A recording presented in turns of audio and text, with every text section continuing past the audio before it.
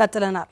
ብልጽግና ያለፉ የሀገራችን ጉድለቶች በመሙላትና የመጪው ጊዜ እድል በመሻት የሚሰራ ፓርቲ ነው ሲሉ ርዕሰ መስተዳድር አረጋ ከበደ ተናገሩ። በብልጽግና ፓርቲ የአማራ ክልል ቅርንጫፍ ጽሕፈት ቤት ለ7ኛው ሀገራዊ ምርጫ መወዳደሪያ የምርጫ ምልክትና ማኒፌስቶ ይፋ አድርጓል። አክሊሉ ምንተስኖት በአማራ ክልል የብልጽግና ፓርቲ ቅርንጫፍ ጽሕፈት ቤት ለ7ኛው ሀገራዊ ምርጫ የምርጫ ምልክቱንና ማኒፌስቶውን ይፋ አድርጓል። እንኳን ለ7ኛው ሀገራዊ ምርጫ በሰላም አደረሳችሁ። በመርሃ ግብሩ ርዕሰ መስተዳድር አረጋ ከበደን ጨምሮ ከፍተኛ የፓርቲውና የመንግስት የስራ ኃላፊዎች ተገኝተዋል።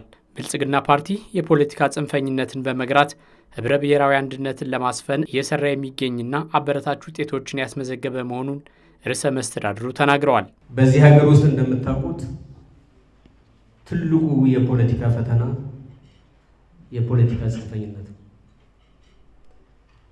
ወይም ደግሞ ቅራኔን እንደማይታረቁ ሁሉ ጫፍና ጫፍ አስረግጦ አገርንና ህዝብን የመበተን ጉዳት እና አደጋ የተጋረጠበትን ሀገር በከፍተኛ ደረጃ ይሄንን ፖላራይዝድ የሆነ እሳቤ የገራ ፓርቲ ያለ መሆኑን ከዚህም በላይ የትናንትና ችግሮችን ማከም ብቻ ሳይሆን ለነገ ርዕይ አስቦ አሰላስሎ ተልሞ ለዛም ግልጽ ስትራቴጂ ነድፎ እየሰራ ያለ ፓርቲ ነው።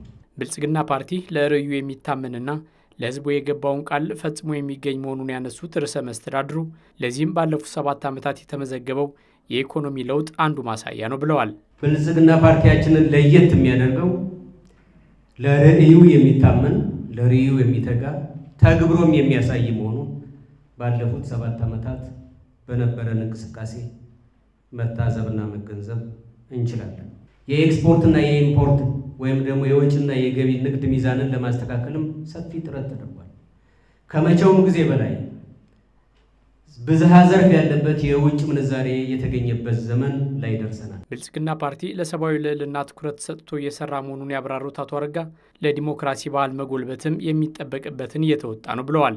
በዲፕሎማሲው ዘርፍ ኢትዮጵያ ተሰሚነት ያላትና ተጽዕኖ ፈጣሪ ሆና እንድትወጣ የተከናወኑ ተግባራት ውጤት ማምጣታቸውንም ገልጸዋል። ብልጽግና የባለፈውን ጉድለት በመሙላት የመጪውን ጊዜ እድል በመሻት የሚሰራ ፓርቲ ነው። ለዚህም በተግባር ውጤት ያመጣ ፓርቲ በመሆኑ ብልጽግናን ይምረጡ እንላለን። እጅግ እናመሰግናለን። ብልጽግና ፓርቲ ራዕዩና ፍላጎቱ ሁለንተናዊ ብልጽግና መሆኑን የአማራ ክልል ብልጽግና ፓርቲ ቅርንጫፍ ጽሕፈት ቤት ኃላፊ ይርጋ ሲሳይ ተናግረዋል። የምርጫ ምልክቱም የስንዴ ነዶ ነው ያሉት። ቀጣዩ ሀገራዊ ምርጫ ፋይዳ የጎላ በመሆኑም በከፍተኛ ትኩረት እንሰራለን ያሉት። 7ኛው ሀገራዊ ምርጫ ምልክቱ የስንዴ ነዶ ነው።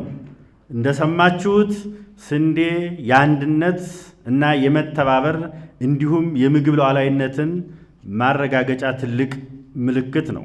በአጠቃላይ አማራ ክልል የሀገረ መንግስት ግንባታ መነሻ የሀገረ መንግስት ስርዓት እርሾ ያለው ትልልቅ የዲሞክራሲ እሴቶች ያሉት ለሰላምና ለልማት ቅድሚያ የሚሰጥ ለምርጫ ደግሞ ትልቅ ቦታ የሚሰጥ ክልል ነው። የቀጣዩ የ7ኛ ዙር ሀገራዊ ምርጫ ፋይዳው ትልቅ ነው። ችግሮቹ የሚታረሙትና የሚስተካከሉት ሰላማዊ፣ ዲሞክራሲያዊ፣ ነፃ፣ ፍትሃዊ ምርጫ ሲደረግ ብቻ ነው።